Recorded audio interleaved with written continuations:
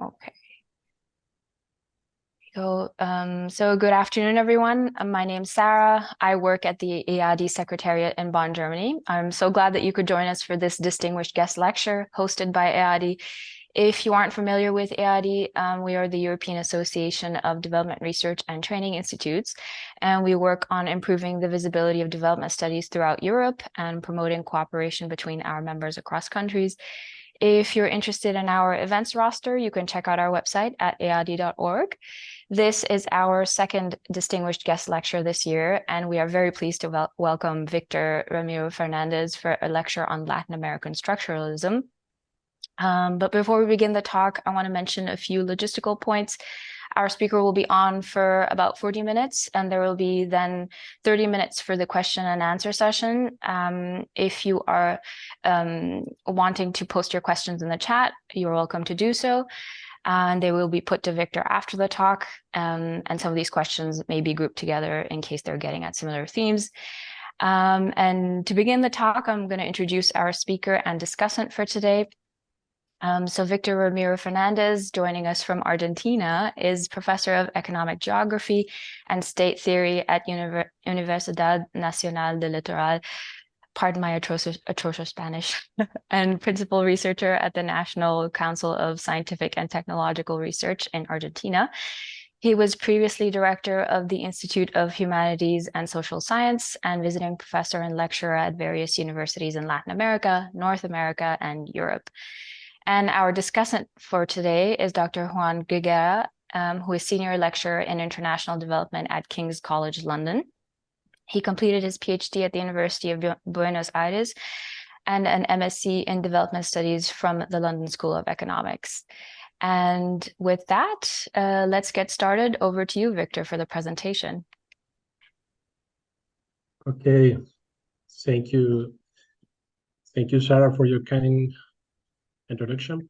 Thank you to EADI for the invitation to put forward some ideas about the global transformation that's taking place today, the way in which Latin America is inserted there, the weaknesses, the limits, the challenge for Latin America in such a context.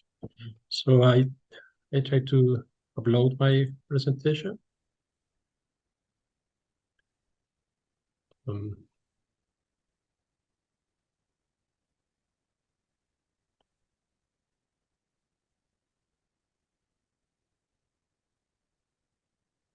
Can you see it here? Yes, we can see it. Yeah. Okay.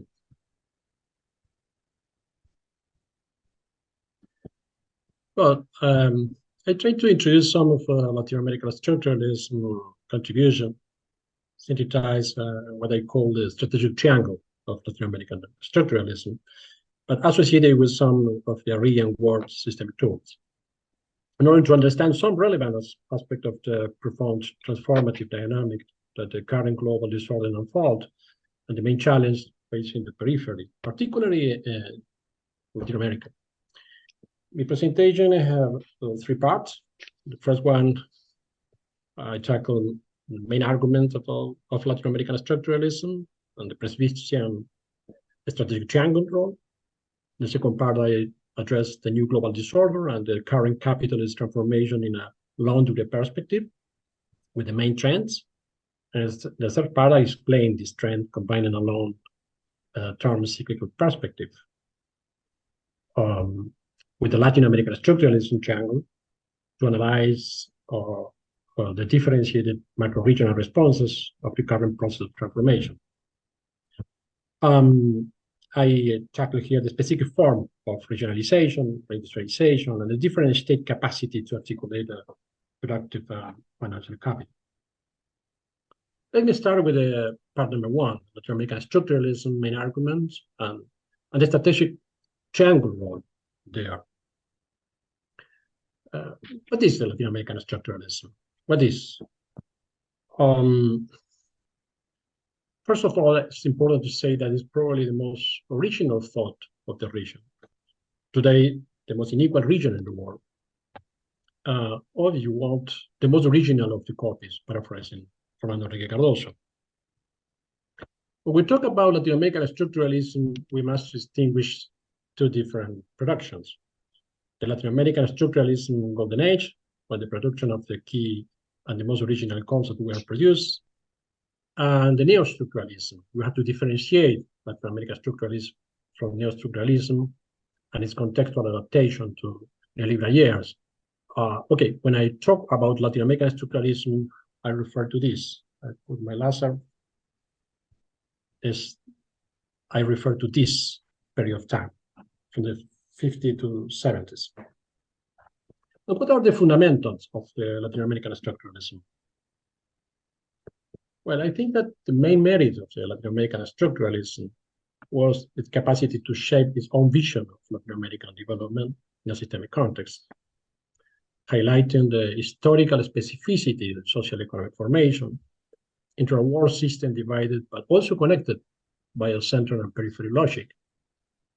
The Latin American structuralists introduced the idea of different productive structures with heterogeneity and specialization in the periphery versus homogeneity and diversification in the center, something that affect the interchange between center and periphery, producing an asymmetrical relation. This asymmetrical relation is based in power relation, in relation of domination, by which is produced an unequal capture of surpluses based on a differentiated capacity to access to the fruit of technological progress. That was the specific reading of the Latin American structuralism, but also produce a specific strategy to develop development of periphery. And in order to understand this strategy, it's important to understand this, the strategic triangle of the structural chain, through which propose to redefine both the external insertion of Latin America and the internal socioproductive structure. What is the triangle? The strategic triangle is a state-led industrialization, in which the state operates as planner and promoter of the Hirschman-created imbalance, conducted toward an unbalanced development based on a progressive industrialization. And the state also is a promoter of the regional productive and trade integration and formation of regional economy of scales, conducted toward an autonomous regional, macro-regional development. We have here a state, industrial, and regional integration, and the center, the development. It's a more understood as a more autonomous pattern of accumulation in a subordinating global order.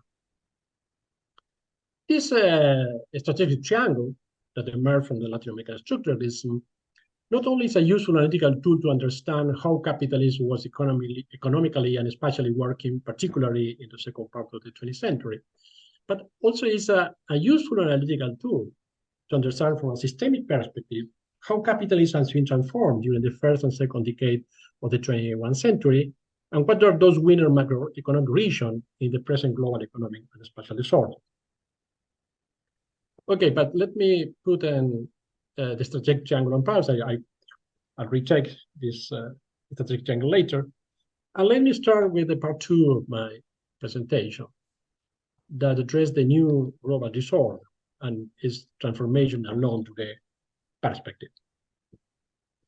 We are living probably the most important global restructuring since the 18th century, since the Industrial Revolution, in which we are seeing a transit from a big divergence with the West domain to a new convergent divergence with the global South emergence, the Asian domain, from which emerged a new hierarchical order in a world based on a cyclical transformation and the development of a set of variegated macro regions. It's important to observe this big change from a long perspective. Seeing the long perspective with long durée, we are witnessing the end of the short interregnum of the European domain between the middle of the 19th century and the beginning of the 21st century, this period we are seeing here, when was produced the Great Divergence, as prominents call it. And we can see an impressive growth in productivity and an impressive growth as a result of the GDP per capita, with a big difference with the rest of the region and the world. This difference It's a difference that we can see between the global north and the rest of the world, particularly since the second part of the 20th century and in an accelerated manner during the first 1 century. You can see here in the chart the big difference. Okay, but we can see the same reality from other perspective that produce result different result. The dynamic is different. If you see, for example, population volume and total production, you can produce an alternative view emphasizing these two variables. For example, if you take the population, we have that when finished this century we are living today, the global south will represent more than 90% of the total inhabitants, while the rest of the world, North America and Europe, will represent less than 10% of the population. And what happened with the global total production? What happened when we consider production? Well, when we observe the last decade in the 20th century, we had a US, European Union, and Japan representing 2% of the GDP, the global GDP. But when we observe the 21st century, we observe that the global south has caught up with the global north, both in share of the GDP and share of the global trade. It's a conversion that is showing us the dynamism of the global south taken together. That is something that produces a big change in terms of the logic of the global system. We are facing a new global logic based on the growing relevance of the south-south relation, very different to those years in the late 20th century when the relation had north-south links, basically. But this process takes place because, of course, the Asian leadership. We are living a new logic based on the steady Asian dynamism.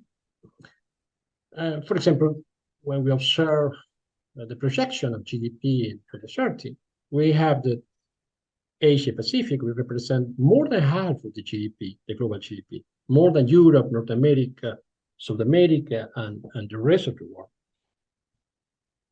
Obviously, all this process take place because the impressive growth of China. Since the China reform, but particularly since the new century, when the growth was accelerated. China represents today almost 20% of the GDP and is overcoming the GDP per capita of the world.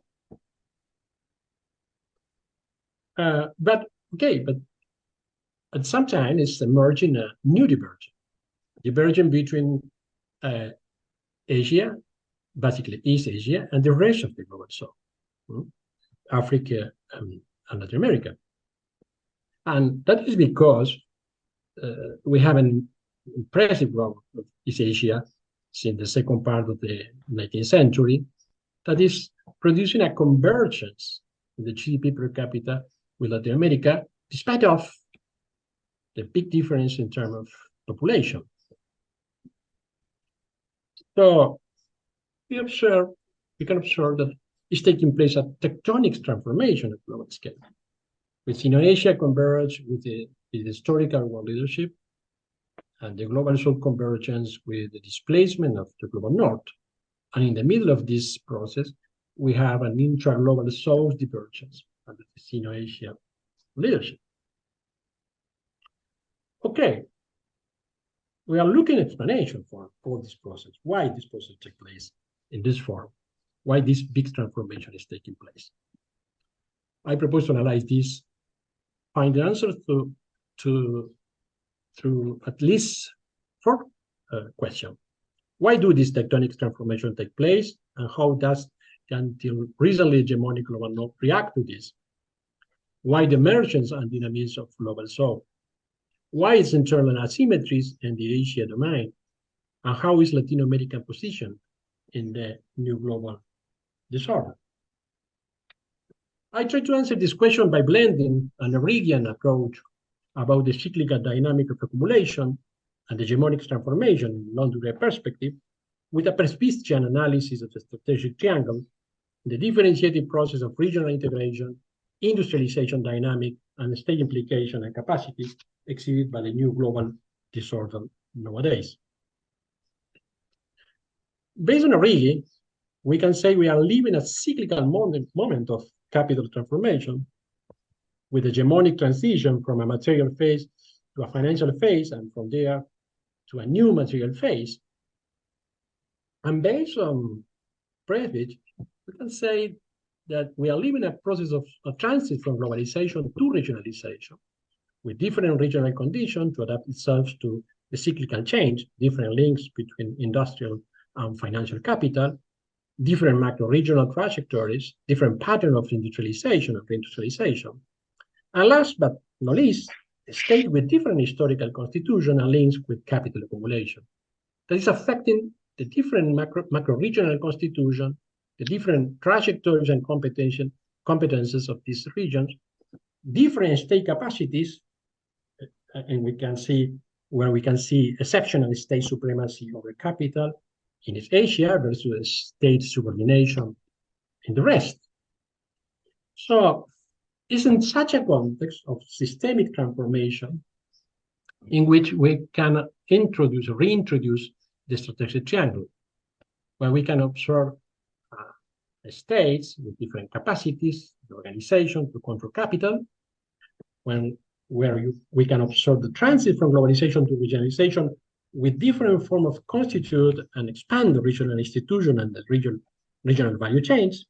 And we have reindustrialization with increasing dispute for the strategic control of key functional value chains. Let me put my central hypothesis. My central hypothesis, we have a triangle that assumes different realities in the world system that is associated with the particularities of different macro region at time of cyclical change. We have the global north with a defensive state intervention to reindustrialize under the dominance of financialized logic. We have the Chinese Asian rise with offensive state intervention that qualify the industrialization process and subordinate finance to production.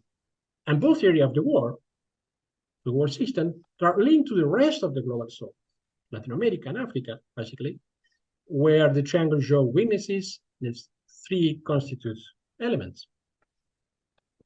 You observe this big map, we can say that we have a different logic, a defensive logic that is taking place in the center, an offensive logic that is taking place in East Asia and projecting this logic to the rest of the global south.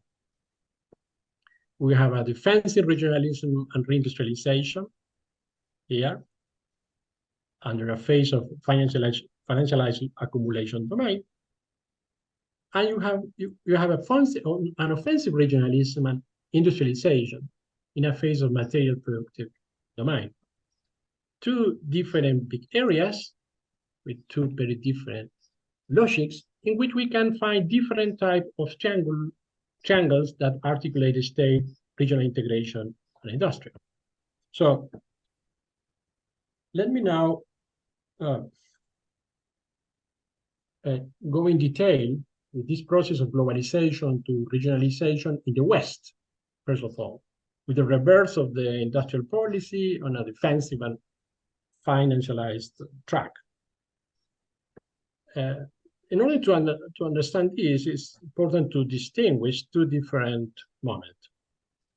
The last 3 decades of the 20th century, in which we have a moment of capital restructuration through formation of global economic network, that is configured around the technological revolution, trying to overcome the crisis, and the economy functioning at global scale in real time. We have here a new productive logic through global value chains and decentering productive processes and centralizing, controlling strategic function. And on the other hand, we have an increasing financialization in the national economies of the global north. But in the new century, in this new century, in the 21st century, we have another logic. This logic was a moment of geopolitical economic domain of the global north. And now we are living a different moment of regionalization process with reshoring, with nearshoring, with the merging of regional value chains promoted by the global north protectionism, and different form of reindustrialization policies and links with the financial capital. That is a moment of geopolitical and geoeconomic dispute that has a key point in the 2008 financial crisis. As you can see in this chart, since the 2008, we have a slowdown in world trade, a transformation in the logical of the global functioning, a process of decoupling with reshoring. But previously to this process, this time, we have that the global north, US and European Union exhibit a particular trajectory. We have to examine this particular logic in order to understand the current process. During this period, the last 3 decades of the 20th century and the first decade of the 21st century, the hegemon, United States, combined a process of financialization, deindustrialization, indebtedness, and inequality. Let me show some data about this process. We have an increasing presence of the finance industry in the United States since the 80s and forward, that is combined with the growth of the total debt. This process, financialization, as you can see in the chart, continued during the 21st century. For example, when we observe the use private sector of financial assets over GDP. This is impressive growth, particularly during this century. And this process of financialization is close connected with manufacturing. For example, when you observe the share of all domestic corporate profit, we observe here an inverse correlation between the profit of industrial and finance corporation. And also, you can observe the behavior of the trajectory of manufacturing, the decline of the manufacturing, particularly in the United States, when observed the manufacturing share of the GDP that was more important than the rest of the world since the 70s, when the global restructuring started. And particularly, you can observe the sharp decline in terms of manufacturing employment in the United States. All these had enormous effect in social terms. You can observe since the 70s, the reduction in wage and salaries in the United States. You can observe also the growth of inequality when we consider the share of the top 10% of income. So we have an internal logic in the state of financialization, industrialization, debt, and inequality, but accompanied by the increasing presence of China, the China threat, the China competitiveness, the China project on a global scale, by which US had to confront this reality, appealing to the strategic triangle, an active state intervention that fuels the relocation of industrial activity within its border. It has been a defensive, an insular strategy of industrialization by reshoring and reshoring, but under the continuity of financial capital domain. The trends to reshoring can be observed, the intention of the government to promote reshoring can be observed when we consider the use construction spending on manufacturing, particularly after 2008, as you can see in the chart. But what were the result of this? Basically, stagnation. Stagnation in terms of employment, but stagnation in terms of manufacturing production. What happened in Europe? And what's happening in Europe today? Like the United States, the European Union has been trying to reindustrialize by promoting industrial policy, especially after 2008, and the increasing global competitive context. We have here the European Union was trying to respond to both this innovation, increasing competition, and the protectionist role of the United States. With China, Europe has also a trade deficit that needs to revert, and is confronting also with the US protectionism. Okay. But again, the results were not satisfactory. Well, at least today are not satisfactory. Between 2008 and 2018, we can observe that the value of salt industrial production is quite similar. And the loss of industrial employment has not been reverted.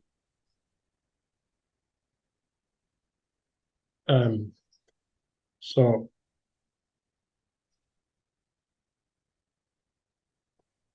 this process needs to be articulated with the financialization process in European Union.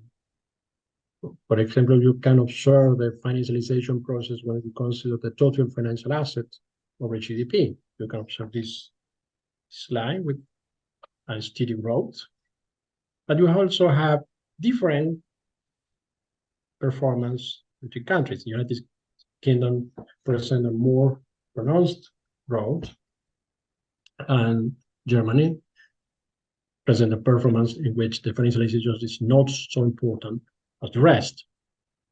It is something that is really important, because you have that those countries with more financialization has a lower level of manufacturing growth.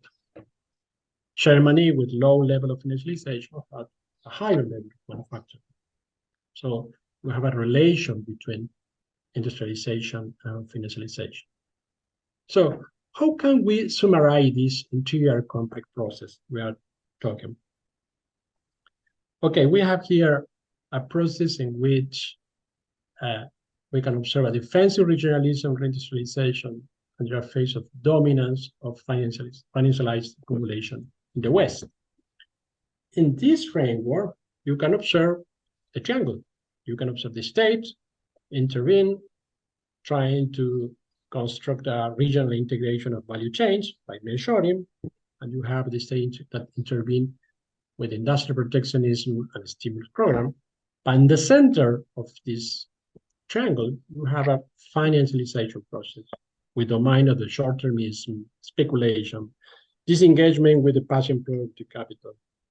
Something similar happened in Europe when you observe the behavior of Europe. So let me analyze the other bigger space, the transit from globalization to regionalization with the rise of regionals in Asia and under an accelerated state-directed industrialization. Here you have a different logic. We have offensive regionalism and industrialization in a phase of material productive domain that is produced centrally here in Asia and is projected to the rest of the global south. In terms of regionalism, you have the Asia comes second in terms of regional integration and has been increasingly converging with the European Union inter-regional trade, and at some time has the greatest presence of intermediate goods when you compare with the rest of the region of the world, something that's showing that the strength of the regional value chains in Asia, the increasing presence of the regional value chains in Asia. All these take place because it's very important the role of the industry. The regional integration is closely connected with the role of the industry. The growth of trade in good-based industrial production that you can observe at global scale since the 90s until now is obviously pulled by the impressive growth of China, when we observe the share of the global manufacturing value in China during this century. Okay, it's not by chance that China has a GDP in which the industrial sector represents more than 43%. Something similar happened in South Korea, but when you compare with the rest of the country, the presence of industrialization there is really, really impressive. Obviously, that the industrialization in Asia with the Chinese epicenter did not stagnate in activities with labor cost, but rather gave continuity from the Japan, Korea, and others to the construction of a complex accumulation process in which manufacturing with knowledge technology play a central role, based on a construction, building of local actor under the state direction.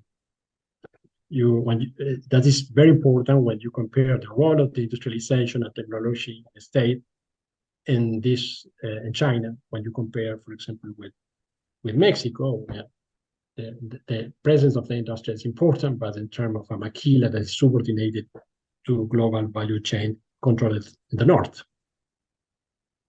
So it's not strange that China was capable of displace to Japan in the control of global value chains. It's a central node of Asia today, and is constructing this triangle between among state, regional integration, and industrialization with knowledge. So why is taking place this process? Because we have a state directing an accumulation process based on a manufacturing and technological development, controlling capital and subordinating financial capital to productive logic. On this basis has been constructing and controlling its global and regional value chains. You have a state directing the industrialization process and its complexity through an active support to research and development, controlling both production, carried out by a combined set of public, private, mixed firms, and it's controlling financial capital and connecting it with production. So let me summarize then this process. We have here a process of globalization, regionalization, and intra-regional reconnection, and the different logic that correspond with a cyclical systemic change. We have the global north state intervention and reindustrialization under a macro-regional financial-led accumulation in the global north, and the global north is under this base is projecting financialization and investment to the rest of the global south. And on the other hand, you have Sino-Asian state direction and subordination of financial capital to productive accumulation. And from there is exporting financial assistance to infrastructural development in the global south. Two different areas, two different logic, two different types of triangle that articulate state regional integration and industry. So obviously, you can observe here a different logic that we can summarize finally in this way, based on Arrighi, in Giovanni Arrighi, we can say that we are living a cyclical moment of capitalist transformation with a material phase with offensive strategies, a financial phase with defensive strategies. We are here now based on Prebisch, an offensive state Asia macro-regionalization with the central role in industry. And on the other hand, you have the defensive West macro-region, European Union, US, and non-Asian global south with the central role of finance. And last, not least, state with different relation with capital accumulation. We have here a state supremacy with a state capacity to discipline capital and link its a financial form with a productive one. And on the other hand, you have state subordination to financial capital and its financialization process.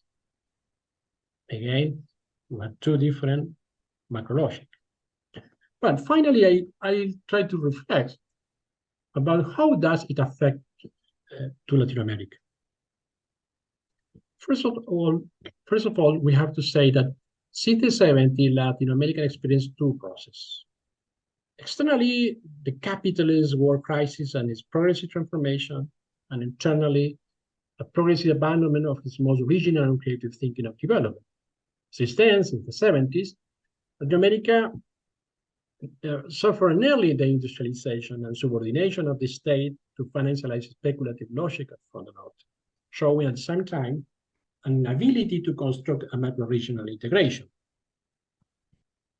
And in this new century, Latin America is facing the strategy of two fronts, based to what we were talking about.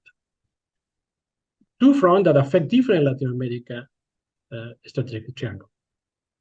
We have the global North projecting its financial logic to Latin America, and the China, Asia, Latin America projecting this productive logic, but with a particular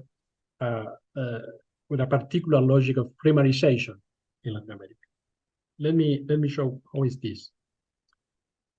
The global North has been weakening the Latin American strategic triangle by the action of, on one hand, the central role, the role of the central state of the global North and the international organization that they have under control. Working in this way, they have operated limiting, restricting those regional processes of institutional and economic integration that affect the regional integration. On the other hand, the financial logic of capital operates capturing the state and the main global value chains to promote a speculative and in-depth pattern of accumulation that has been reducing and seriously limiting the development of a more complex industrial apparatus. So the triangle is affected, the strategic triangle is affected as a whole. And when we observe the China-Asia projection, you can observe how Sino-Asian state-directed expansion of its global value chain through infrastructure and trade is limiting the regional integration by fostering a fragmentary negotiation with the state at different spatial scale. And on the other hand, became associated with a strong process of primarization and industrial weaknesses in the context of a growing trade and displacement of US dominance. As you can see in the map, this map, you can observe how China is displacing the United States. The trade in less than 20 years has displaced the United States as the main partner in terms of trade. But this process, this displacement is constructed around a process of primarization and trade balance of deficit. Primarization, you can observe here in the map, the role of the extractive activities and agriculture, on one hand, through all the century, and the trade imbalance, not only today, but only the trade imbalance projected forward to 2035. So we have a big problem, primarization on one hand, and deficit on the other hand. So we can say that Latin America had a subordinated insertion in relation with the financial logic of the global North, but also with the pattern of primarization of trade and global value chains from the Sino-Asian expansion. So what are those more relevant challenges have Latin America in the current disputing global order? What are the main challenges for Latin America? Well, let me conclude with other triangle. I think that the main challenge for Latin America is to work in strengthen the state in his directive capacity, transforming the externally and internally captured and fragmented state, the domain in Latin America today, by the construction of a more coherent and qualified state machineries supported by a solid social base, in order to discipline the capital and direct and coordinate a reindustrialization process based on technological development to cover the most complex and high-value segment of the value chain, particularly the regional value chains. And we need a strong state in order to construct an institutional regional integration able to promote expansion of regional value chains with an industrial epicenter. Well, we can ask, will we be able to successfully face this challenge? How to do it? How will lead this process of transformation that Latin America needs? But let me finish also with a triangle that say we still have many questions, we have few answers, but on the base of this triangle, we have the big challenge of a collective and interinstitutional research program aid to a better understanding of the change and its alternative. Okay, thank you. That's my presentation.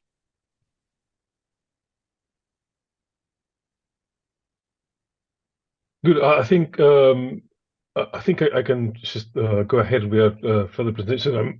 I'm Juan Grigera. Thank you very much. I think we should all first of all thank Victor for this fascinating presentation. It's not an easy task to summarize all this in 40 minutes, and I think more than anything, you have made us think of the key problems for any global agenda of world development, and definitely placed like a number of key interesting questions. I think I want to say to continue with two comments on how on specifically where I see your contributions lie, and then make a short question slash critical comment. So first, I think I would say I always acknowledge and appreciate the vantage point of following the structuralist terms of being in the periphery. I think you can have this encompassing view of the evolution of the world economy more freely being in the periphery than sometimes what some researchers can see from close from the positionality of being either in China or in Europe and the US. I think definitely that is why you can pose all these puzzles around the evolution of the world economy. And the second, I think, key contribution you are making is this effort of trying to bring structuralism to the 21st century by coupling it with world system theory. I think that's a novel attempt, and one that's not without some risks, but you are taking them bravely, and you are definitely then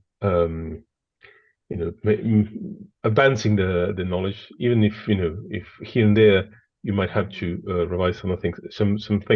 I guess mainly one of the reasons I mentioned this is that structuralism has went through a big crisis for different reasons in the 80s.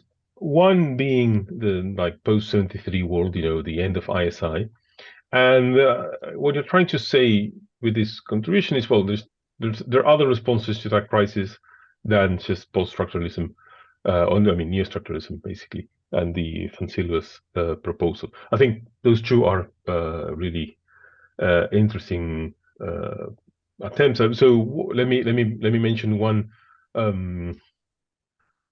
one specific point, which is by looking at the world the global powers and looking at the world from a world system theory perspective, you don't fall in the classical romanticization of the core that was so dear to structuralist positions. So basically, seeing the core as homogeneous, and then seeing the core as always the place where development works without any contradictions. I think what you're placing here is, well, the core can have its crisis and can transform, and then basically that stems from not just competition but also from internal dynamics. I think that's a very interesting outcome. I don't want to be too long on my comment, but I think you do have. My questions or comment will be maybe on one dimension, which is you do emphasize the roles in the classical triangle of Prebisch. You do emphasize the role of the state and the role of industrialization, right?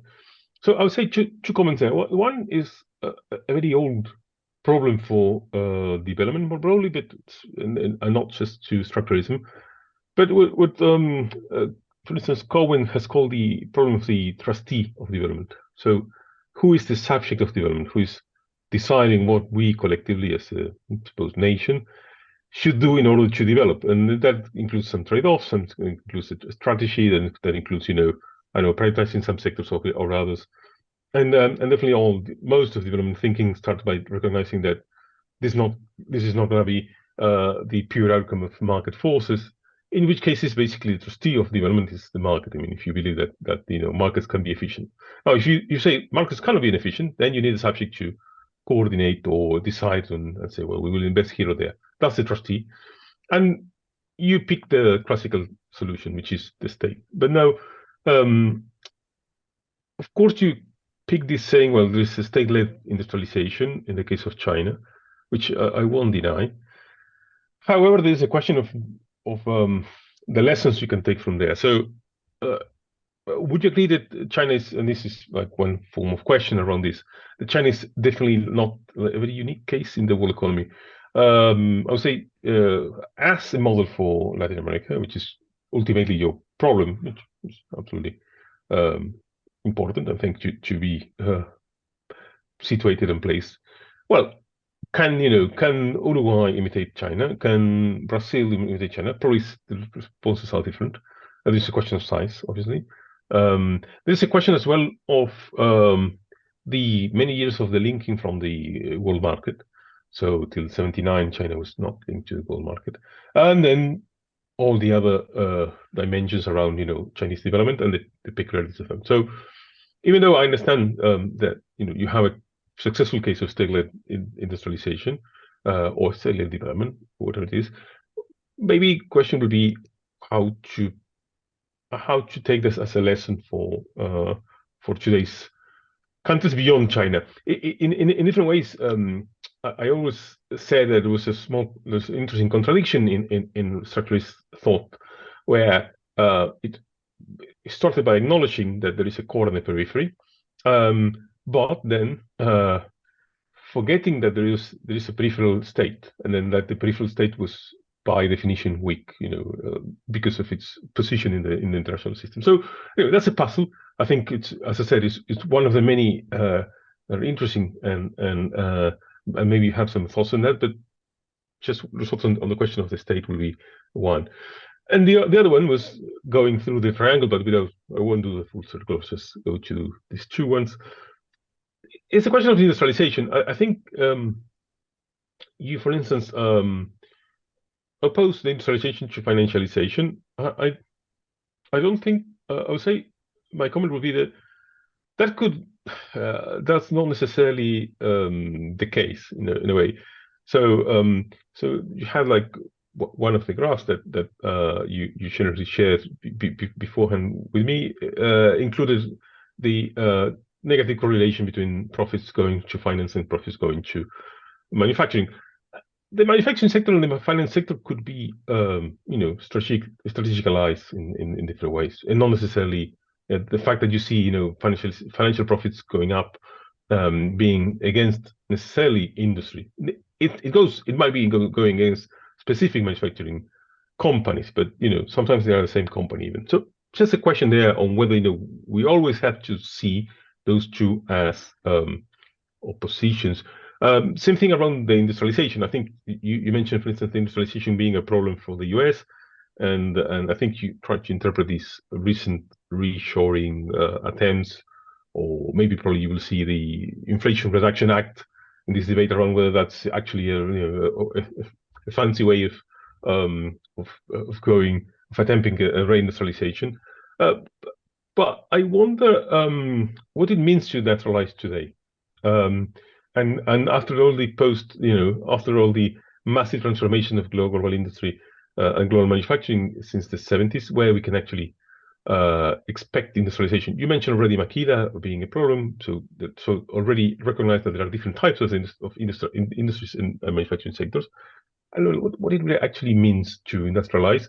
I think that would be a question, maybe not for you to reply, but definitely one to open. China itself is industrializing. So if you check data from China, I think you had like 40% that should include construction. But if you just go for manufacturing sector, it's been industrializing, both in terms of share of GDP and in terms of employment. So is that is that a natural consequence? And let me put in quotes they were natural of industrialization, or or you think it's rather a sign of crisis. So just to summarize, I think praise you again for the agenda you have set. You have definitely inspired lots of great questions. And B, summarizing the questions around, well, how you think the state-led question guides you, and then how you will see industrialization as a problem looking from the 21st century, and again trying to rethink about the legacies of structuralism. And once again, thank you for presentation. Thank you, Juan. I continue. Yeah, you go ahead. I think we will. Yeah. Okay. We'll do that. Well, thank you, Juan, for your comment and question also. I think a very important question. That question we have to continue discussing in the future. But I try to say in a presentation in 40 minutes, it's very difficult to tackle all these elements, and there's many theoretical and empirical elements, and we need to coordinate. And just 40 minutes. And in this 40 minutes, I just only try to introduce a framework of discussion in which I try to link two very important sources in my conception that are not linked, still are not linked, is the war system. Is not only the war system and the version of more classical Wallersteinian proposal, is more concentrated in the contribution of Giovanni Arrighi. I couldn't explain in my presentation how these processes, this phase of accumulation, the material phases to financialization process is taking place. But I think that Arrighi's contribution was very important now to understand the regularities we have into the specificities. We have specificities in each cycle, but also we have regularities. And the regularities in the global dynamic is that we have first a material phase of accumulation with production, in which the state and capital are associated for expanded. And in the second phase, you have financial and financialization process that is a result of an over-accumulation dynamic in each cycle. And that framework, for me, is very important to understand the global dynamic today, because that we are seeing in Asia today is this process of material phase of accumulation, in which obviously finance can be linked to production industry, how you say, Juan, but under specific conditions. And the specific condition is that Asia is a unique case in the world system that is capable of capitalize this systemic transformation. And why this process took place there? Well, in this case, it's important to understand the specific process, historical process that is taking place in Asia. We have a big area in which US was really interested not only in geoeconomic terms, also in geopolitical terms. And you have there two states with capacity to direct capital or to discipline capital by authorization of the state. Okay, different. In the second phase, you have a revolutionary process that capitalized a long history of state-directed society. That is the case of China. So Asia is a very particular, singular case that I think Arrighi contribute to understand part of this process, but not completely all the specificities. The contribution of Arrighi is limited in terms of that always the industrialization, the industry, and the state for the systemic theory, the world system theory, is something that is not so relevant in terms of theoretical understanding. But it's very important for the structuralism, and not for the structuralism seen as an old tool for understanding the last century. It's, for me, the Latin American structuralism is important for understanding the specificity of this triangle in the current world order, in which we have this specific historical condition that allow to the state to discipline capital, external and internal capital, and to subordinate financial capital until now. I don't know tomorrow. I don't know the idea. But today we can see that in the China case, you have a state that is directing financial capital and linked to production. And it's something important because it's the first case in which it's doing that with geopolitical autonomy. Geopolitical autonomy means also the capacity of control technology, is the capacity to control military power, is a capacity of establish conditions to other states in the region.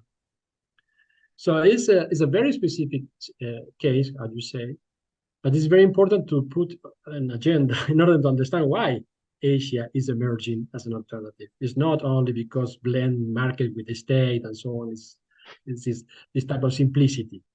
It's a very complex process. We have to understand, and I introduce your second element, why the state can do these things in Asia and not in Latin America.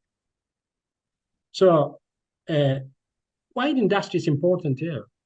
Because you don't have any experience at world scale in which a peripheral country can break the rule of the center without considering the role of the industry, the link of industrial knowledge and technology, and the link with the industrial knowledge and state.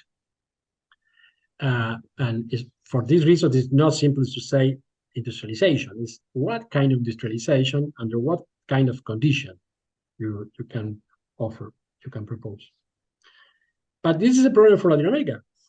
The problem for Latin America is you have a weak triangle, an historical weak triangle, because you don't have this particularity of a state directing capital. Our state has serious limitation, not only because the imperium, it's because we have a lot of internal dynamic historical construction of our state that are inserted in a global dynamic and explain how our state have been dominated, subordinated to the global logic of capital and to the rent-seeking internal actors we have in our countries also. So it's very interesting to reflect about these weaknesses of our historical trajectory. But let me say also in relation with this, Juan, that it's interesting that the global north is trying to reindustrialize, because the problem with the displacement of industry is that it's producing social effects. That is the problem. Obviously, all can agree that the process we are seeing today is a transit from industrialization to other form of production and of the reproduction. But it's true that always in industry it produces employment and produce a way to respond to external competitiveness. And it's something that Europe and the United States is doing today. But in my view, it's just my viewpoint, is that this process is conditioned, seriously conditioned, by the financialization logic that many times work in a separate way in relation with the productive logic. And the state in the global north, as you can see in Europe today, is not a state controlling financial capital and subordinating to production. Financial capital has its own logic of accumulation and is creating new logic of reproduction, now blended with the economy platform and so on and so forth. So for me, this triangle is a tool for analysis, for our analysis. And in my case, even when my presentation consumed most part of time speaking about the global order, I am worried about Latin America as a region where we have enormous inequality, a million of poor people, a subordinated ruling class still thinking in subordinate way. So this is my worry today. But of course, that is very important to introduce the state. I try to introduce the state as a strategic tool, but not idealizing the state, understanding that the state need to be studied seriously. We have to understand the weaknesses in our state constitution and the way in which our state work today. It's not only a problem of social relation of power. Of course, the state is a social relation of power, but also is the capacity itself of the state, the technical capacities of our state to conduct and to manage different problems and the complexity that the world is demanding us. So then thanks for your comments. Thank you for your comment. And obviously our agenda continues in the rest of our lives, I suppose. Yes. Yeah, there's still lots to see. I think it's so thank you for your reply. I think it's my role now to point towards one question we have in the chat. Maybe you can address it briefly as well. It's maybe you can read it. It's basically asking about the role of Petro and Boric in Colombia and Chile, respectively, and how do you think they they are positioned in this or how they are positioned differently, I would guess, in the global system. Well, I am not a specialist. It's very important to say, mainly to the European researchers that are not specialized in Latin America. To talk about Latin America is to talk about a big continent with many specificities. I am not a specialist in Chile, even when I visit Chile frequently and Colombia. But I think we have here different projects, but the same limitations. Boric now is seriously conditioned by the internal power structure that Chile is living. Boric lost a referendum trying to reform the constitution, and I think he experienced the limitation of a ruling class that is based on the export of a commodity, with a very weak industrialization process, and a state that is seriously conditioned externally and internally. And Boric is saying something different. He's trying to confront with other interests on the global scale, but they have the same limitation. It's a country that suffer mainly the long relation with the condition that the United States established on Colombia, and also the very difficult task of revert the economic structure. So for me, it's a big mistake to try to elaborate a strategy in Latin America and to try to evaluate the presidents and different political experiences without to put in the strategy, the general strategy, the challenge of Latin America to articulate as a region. We are working in a fragmentary way. We are working in a way in which the links between the product structure of Colombia and Argentina and Peru are very weak, still weak. Even when we study the regional value chains versus the global value chain, we discover that the possibility of integrate our region offer more elements for industrialize and include people into the system. But that is very difficult to do because the financial sector and the association of the financial sector with the state is very strong, and the limitation is very structural. So in my point of view, the difference between Boric and Petro today is more discursive than structural. Good, thank you very much. I think we don't have any other further questions in the chat. We have praise in the chat. I think there's one now. Let me read it for you. This is basically if Latin America is in a situation of structural primarization towards China and still bounded to US, EU financialization, so our landscape looks pretty grim. I think that's pretty much your conclusion so far. But is the position of countries like Vietnam or Indonesia different? I have the impression that the Southeast Asia emerging economies are the real winners of this moment of transition. Would you agree?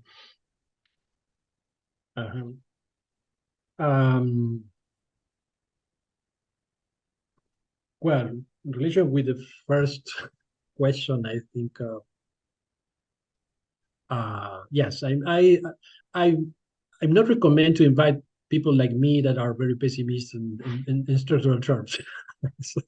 I recommend to invite people more happy people with more optimism and projection. I think that the situation of Latin America is complicated.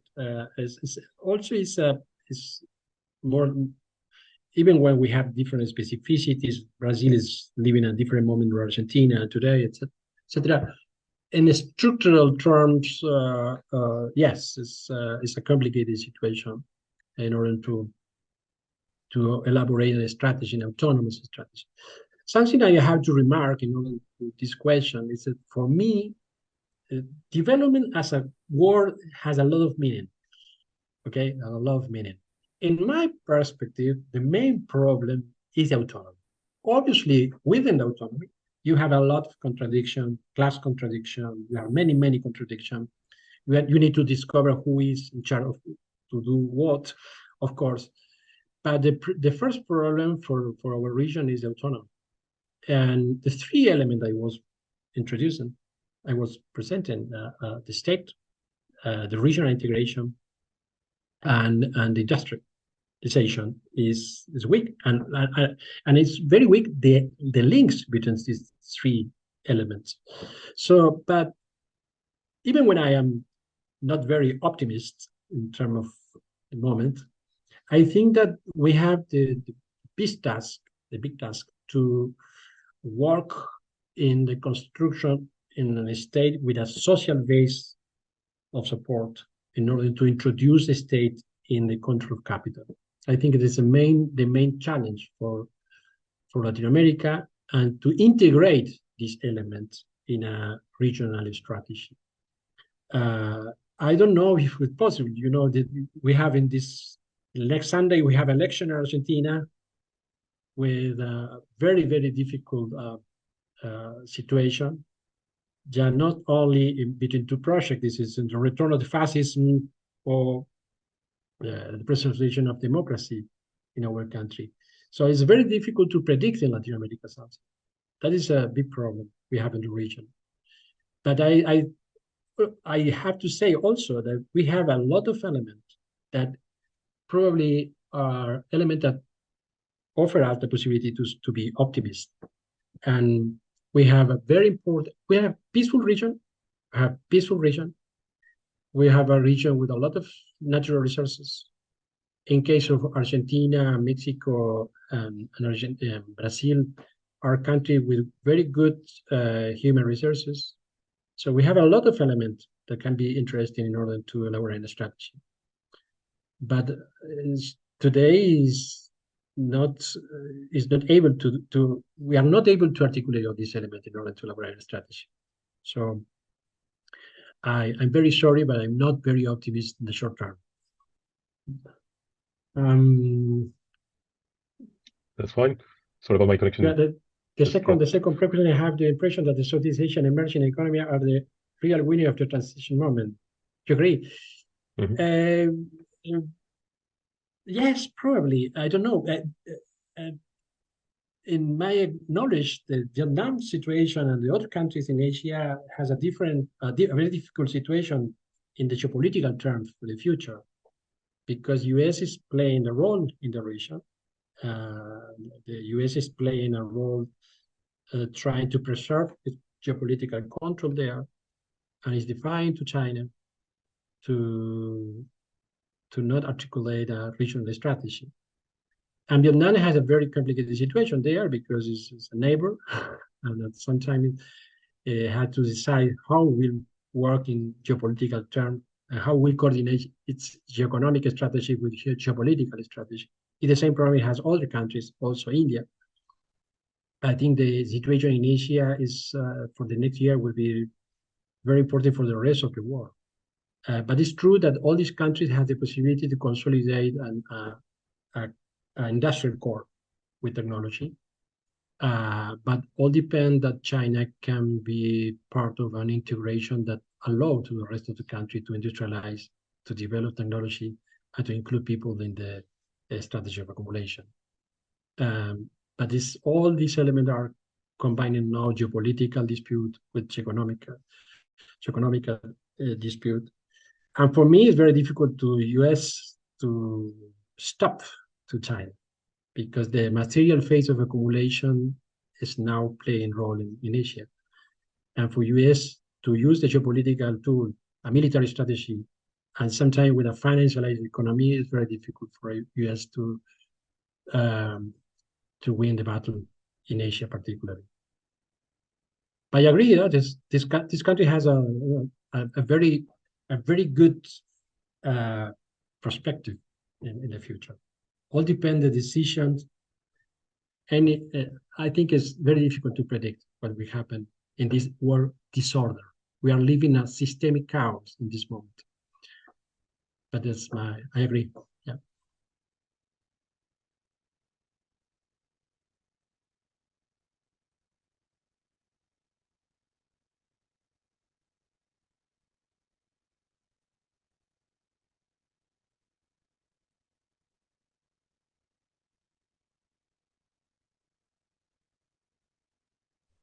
So I don't think there are further questions, right?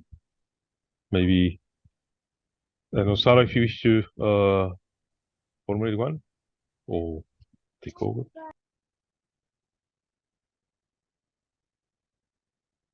Noah has another one.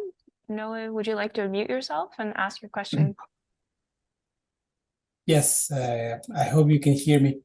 No, just I wanted to share that regarding this issue of nearshoring or the relocation of industries, I wonder if Victor, what do you make of all that sort of hype? I'm talking from the perspective of Mexico, where there's a lot of hype in the media and enthusiasm as I've never seen in my life. I'm 30-something years old, in the media and the business commentators regarding nearshoring, because you know that the narrative is that all these industries that are trying to relocate, some of those will come to the north of Mexico and we'll have like this new manufacturing boom in the new era.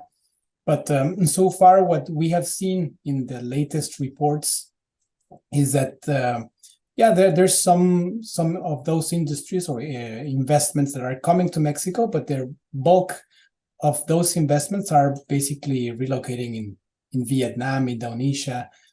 So it's more than like a nearshoring. It looks more so far as a just get out of China, no? Because there's this geopolitical tension. So I was wondering what's your view on that narrative of the nearshoring, if it's like a real trend or it may be a bit more nuanced. And my other question is that also if you have any perspective on, you know, like these grim projections of like an unavoidable clash, military clash between US and China, which one of the consequences or projections I've heard is that, you know, like this transitional moment might look like a glitch in the long term, because usually after a military confrontation of the scale that might take place in this reaccommodation of great powers, the scenario coming next, it's basically unpredictable. So yeah, well, I don't know if you have any views on whether it's worth to discuss that kind of scenario or not. Okay. Well, in relation with the nearshoring, I think it's something very important to say in relation with the old industrialization and developments, that the global economy today is working in networks. And the networks has something that we call global value chain or regional value chains, but has different activities with different value capacities. And it's very important to observe that this network are capable to relocate permanently, and has in the case of Mexico, is the big problem is, I think, is if you want to participate in the global network, you need an state that direct this activity in strategic terms, because otherwise you are inserted in different position, the low level activities with limited capacity to retain value within Mexico. It is very interesting to see how the global network works, but at the same time you need national spaces in order to control the value that you are producing, in order to redistribute value in the country, because you have a million of persons are not able to be included in this network. So in this context, the nearshoring that's taking place, the way in which it's taking place, I think is true that we have more discourses than reality today, or the reality is more complex even than the discourse. But I think that the problem, the nearshoring in the case of Mexico, that the Mexico need a strategy for construct regional value chain in the area of Latin America, because of the way in which Mexico is inserted, its manufacturing activity is in global value chain that are controlled outside. In Asia, we're not the state, but it's not able to break with this subordinated position in the insertion of activities. And for me, it's a miracle how Mexico is capable to survive with all these people outside of the formal system of economy, because the regional and the local value chains are not strong. So it's my view is that that Mexico share the same problem we have in the rest of the South America. It's very important for Mexico to decide where Mexico want to construct, want to project its development strategy in the future.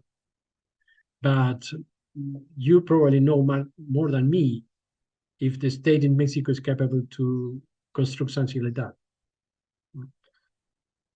And the other question is, could you repeat me the second question?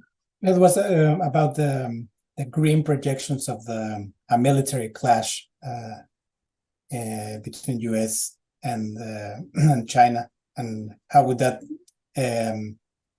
affect like this perspective of long-term perspective, that it may seem that this transition after a military confrontation would be just like a brief period, that maybe in 20 years it will look completely different. Yes, it's very difficult. Noé is your name? Noé is your name? Noé, it's very difficult to predict this. We are living now, I don't know if you in Europe are aware about the way in which China is working in Latin America, strongly working and disputing in geopolitical terms, not only in geoeconomic, also in geopolitical terms. The way in which China is trying to do that is because the main reason in my view is China need to continue accumulating capital and redistributing capital inside China. So the military strategy of China is subordinated also to its own accumulation necessities. So the way in which China is growing and growing in terms of investment, it's impressive to see the way in which China is investment in military resources.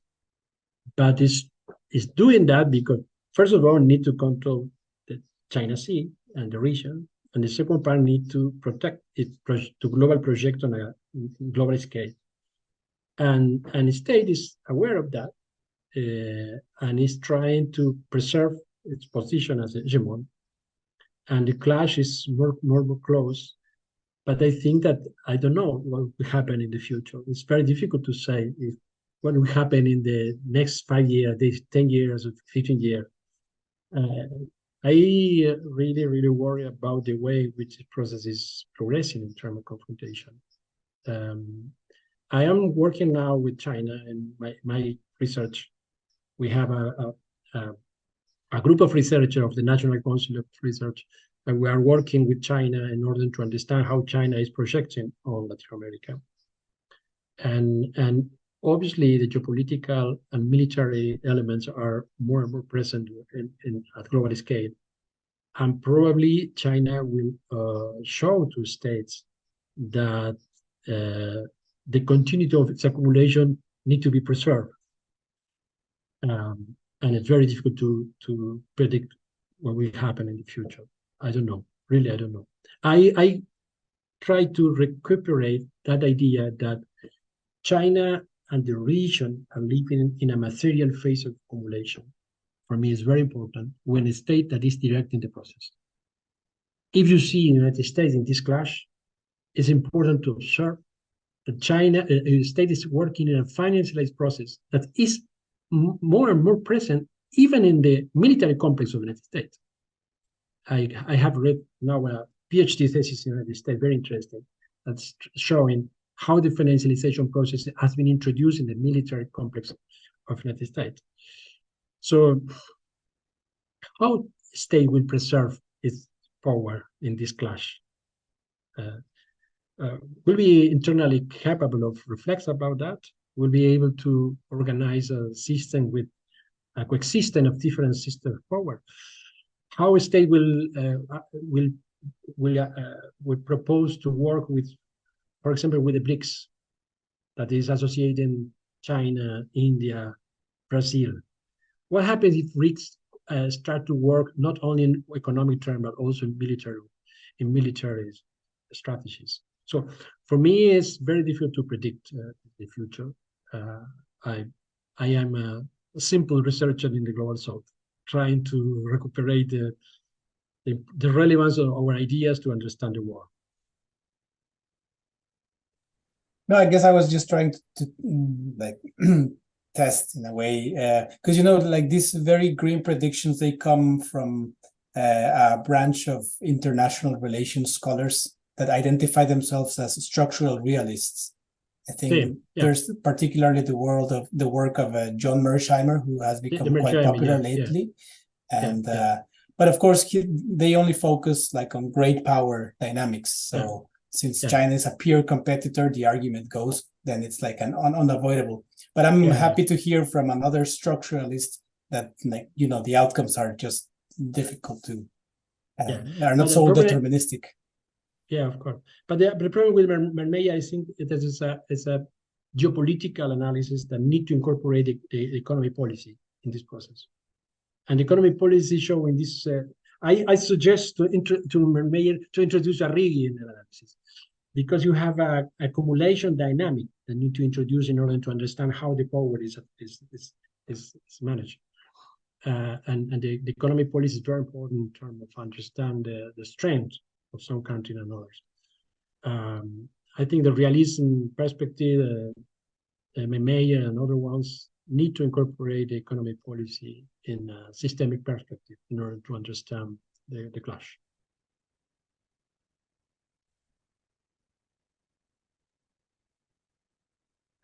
Great. Well, thank you for that, Victor, and thanks for your questions, Noe. Are there any other last-minute questions? We're nearly out of time.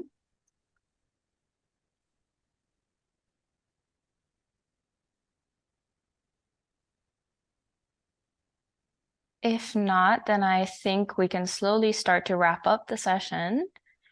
So thank you so much, Victor, for your time and sharing your insights with us and giving us a taste of this very complex subject. I think Juan has stepped out, but thanks to him as well for his contributions. And of course, to you, the audience, thank you for attending. Do watch out for the recording of the session on YouTube. And there was a question about the slides. So if Victor allows it, I will share them after the event is over. So hope to see you all again soon at another event, and have a good rest of your day. Thanks very much. Thank you. Thank you for the invitation.